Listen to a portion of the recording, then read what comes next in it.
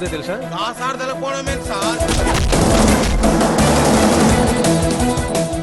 Hello Akarsha 1 minute వస్తున్నా. You know నాకు ఆకర్ష్కి పెళ్లి చేద్దామని మా 2 కుటుంబాలు అనుకుంటున్నాయి. చిన్న ఏజ్ గ్యాప్ ఉందనుకో, బట్ సెటిల్ అయిన హస్బెండ్ అయితే బాగుంటుందని ఏమైనా అనుకుంటుంది కదా, చూడాలి. కంగ్రాట్స్. అదేంటి కంగ్రాట్స్? నువ్వేం ఫీల్ అవ్వట్లేదా? ఐ మీన్ నీకు ఆకర్ష్కి మధ్య ఫీల్ అయ్యేంత ఫీలింగ్స్ ఏమి మా ఇద్దరికి లేవు. ఓ ఐ సీ, నో ఫీలింగ్స్. మరి నీకు ఆకర్ష్కి ఎలా పరిచయం? ఐ మీన్ మీ ఇద్దరు ఒకే కాలేజ్ కూడా కాదు కదా. మా ఇంటి కింద ఆశాజ్యోతి అనే అమ్మాయి ఉంది. తను ఆకర్ష ఒకే కాలేజ్, అలా ఫ్రెండ్ అయింది. ఆశాజ్యోతి పరిచయం చేసిందా లేక నువ్వే పరిచయం చేసుకున్నావా? తనే పరిచయం చేసింది. అచ్చా, మరి ఆకర్ష్ గురించి డీటెయిల్స్ చెప్పకపోతే ఎగ్జామ్లో ఆశాజ్యోతి హాల్ టికెట్ నెంబర్ వేసేస్తానని ఎందుకు కుదిరించావు?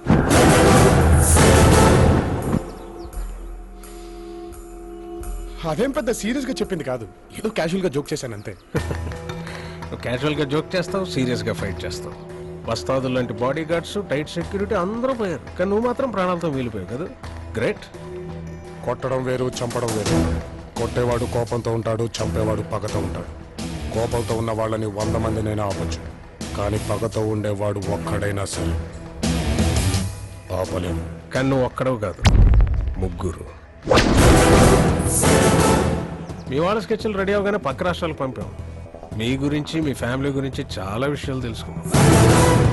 అప్పప్పప్పప్పప్ప, ఇందాక ఎంత గొప్పగా యాక్ట్ చేసావురా. Hats off. ఒప్పేసుకున్నావు, నటనలో నీ తర్వాత ఎవడైనా.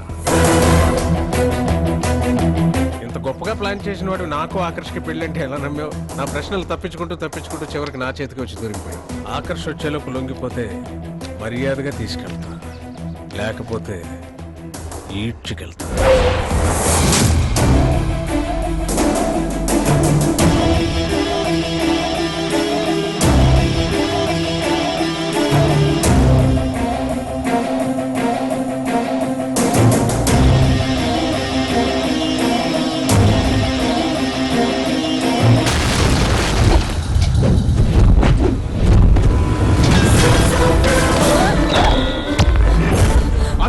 నమ్మద్దు, మీ నాన్నని చంపింది వీడే. నువ్వు ఎక్స్ట్రా చేస్తే దీన్ని కూడా వేసేస్తా. ఇంకా నువ్వు నన్ను పట్టుకోలేవు. టైం వచ్చినప్పుడు నేనే నిన్ను కలుస్తా. See you again officer. ఇంకో తప్పు చేయకు. Don't do this. Hello control room.